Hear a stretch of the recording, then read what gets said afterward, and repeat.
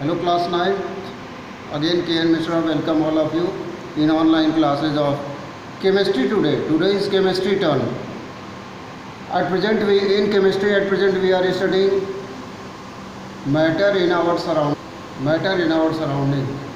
As all of you know students that each thing in your surrounding is made up of material, and these matter are made up of very small minute particles. ठीक है. अब about characteristic features of particles we have studied in previous online class of chemistry that particles are having spaces in between them. Because of presence of these spaces, these particles used to move continuously in their surrounding. तो जब बीच में space होगा तभी ना continuously move करेंगे. Space होगा ही नहीं तो कॉन्टिन्यूसली मूव कैसे करेंगे. तो पहला कैरेक्टर हो गया कैरेक्टरिस्टिक फीचर पार्टिकल का कि they are having space in between them. दूसरा कैरेक्टरिस्टिक फीचर हो गया कि particles use to move upward, downward, rightward, leftward move करते रहते हैं. ठीक है, दे आर कॉन्टिन्यूसली मूविंग. और तीसरा कैरेक्टरिस्टिक फीचर हो गया आपके बुक में लिखा हुआ है particles of matter attract each other. किसी भी मैटर के पार्टिकल्स हमेशा अट्रैक्ट करते हैं एक दूसरे को. ठीक है, ये तीन कैरेक्टर्स आपकी बुक में दिए हुए हैं. और उसके बाद आपकी बुक में है states of matter. States of matter I am going to explain in detail, but first of all your homework is draw figure 1.5. Draw figure 1.5 given here. This is a diagram of all three states: solid state, liquid state and gaseous state of matter. बहुत खूबसूरत diagram बना के आपको हमारे personal number पे share करना है. This is your homework for today. Now come to states of matter. Class, as you know that there are three states of matter: solid state, liquid state and gaseous state of matter. थोड़ा discuss करते हैं तीनों के बारे में. As far as solid state of matter is concerned, all solids, as you know, all solids have definite shape. They have definite boundaries. And all solids are having fixed volumes. Clear हो रहा है ना. अब इनके भीतर solids के जो particles होते हैं, मॉलिक्यूल्स होते हैं, उनके भीतर इंटरमॉलिक्यूलर स्पेस बहुत कम होता है.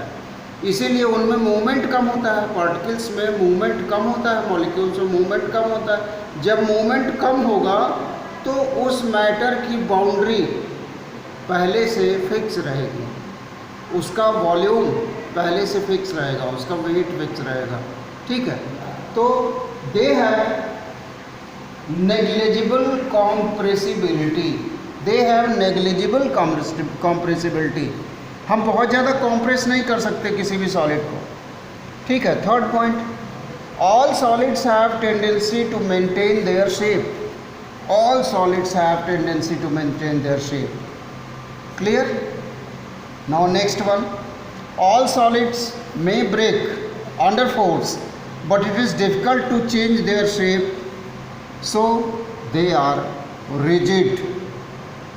They are rigid. एक एग्जाम्पल लेते हैं, स्पॉन्ज का एग्जाम्पल लेते हैं. स्पॉन्ज बायोलॉजी भी हम ही पढ़ाते हैं खूब कायदे से. स्पॉन्ज आपको पता होगा. स्पॉन्ज पोरीफेरा फाइलम का एक एग्जाम्पल है. स्पॉन्ज की बॉल आती है, हम इसको जब कॉम्प्रेस करते हैं तो ये कॉम्प्रेस होता है जबकि सॉलिड है. तो आप लोग क्वेश्चन करेंगे सर आप कह रहे हैं सॉलिड कॉम्प्रेस नहीं होता और यहाँ स्पॉन्ज की बॉल कॉम्प्रेस हो रही है. बिल्कुल कॉम्प्रेस होगी. क्यों? क्योंकि स्पॉन्ज की बॉल बनी हुई है स्पॉन्ज के स्केलेटन के, यानी कि स्केलेटल सेल्स की, और उन स्केलेटल सेल्स के बीच में आपस में इंटरसेलुलर स्पेस होता है. उसी इंटरसेलुलर स्पेस की वजह से it is very easy to compress a ball which is made up of sponge. दूसरा एग्जाम्पल दिए यहाँ पे लिखा हुआ है रबर बैंड का एग्जाम्पल अगर ले तो रबर बैंड भी अपना शेप चेंज करता है खींचने पे, when we pull any rubber band, so then it changes it shape because it is having elastibility, elastic capacity. Because of this reason it changes its shape when we apply force upon that. This is all about solid state of matter. Now come to liquid state of matter, second one. All liquids have not fixed shape but they are having fixed volume. Liquids का shape नहीं fix होगा, ये आप पहले से भी जानते होंगे. लिक्विड्स को जिस कंटेनर में रखा जाता है वो उसी शेप के हो जाते हैं. क्यों इनका शेप फिक्स नहीं होता अभी आगे हम आपको बताएंगे. They take up the shape of the container in which they put. Now all liquids flow and change their shape, so they are not rigid and because of this reason they are known as fluid. ठीक है, next point हमने note किया है. Almost liquids, solids and gases can dissolve or diffuse in water. ज़्यादातर solids और ज़्यादातर liquids और ज़्यादातर गैसेस ये सब वाटर में डिज़ोल्व होती हैं. ये कैरेक्टरिस्टिक फीचर है लिक्विड का. और अगला जो फीचर हमने नोट कर रखा है वो है the rate of diffusion is higher than solids. किसमें? लिक्विड्स में. Rate of diffusion is higher than solids because particles are having space in between them and they can move freely. ये diagram जो हमने होमवर्क में दिया figure 1.5, ये जब आप ड्रॉ करेंगे तो आपको पता चलेगा कि जो लिक्विड्स के मॉलिक्यूल्स होते हैं, वाटर के जो मॉलिक्यूल्स होते हैं, उनके बीच में इंटर मॉलिक्यूलर स्पेस सॉलिड के कंपैरिजन में अधिक होता है. इसलिए वाटर के मॉलिक्यूल्स एक जगह से दूसरे जगह बहुत ईजिली मूव कर जाते हैं. और यही रीज़न है कि इनका शेप डेफिनेट नहीं होता.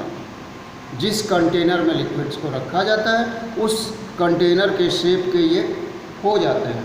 ठीक है, ये लिक्विड स्टेट ऑफ मैटर था. थर्ड है gaseous state of matter. In comparison to solid and liquids, gases are having much more intermolecular space in between them and because of this reason gases are much more compressible. Gases को हम बहुत ज़्यादा compress कर सकते हैं. Example हम आपको बता दें, आपने ज़रूर देखा होगा और आपके घर में तो यूज़ होता है. एलपीजी कॉम्प्रेस्ड गैस है, वो लिक्विड पेट्रोलियम गैस है, वो कॉम्प्रेस्ड गैस है. सीएनजी आपके डिस्ट्रिक्ट बस्ती में तो नहीं फैशन है, लेकिन लखनऊ में, गोरखपुर में, इन सब जगहों पे फैशन है. सीएनजी से कार और ऑटो चलती है. ठीक है, तो वो सीएनजी क्या है?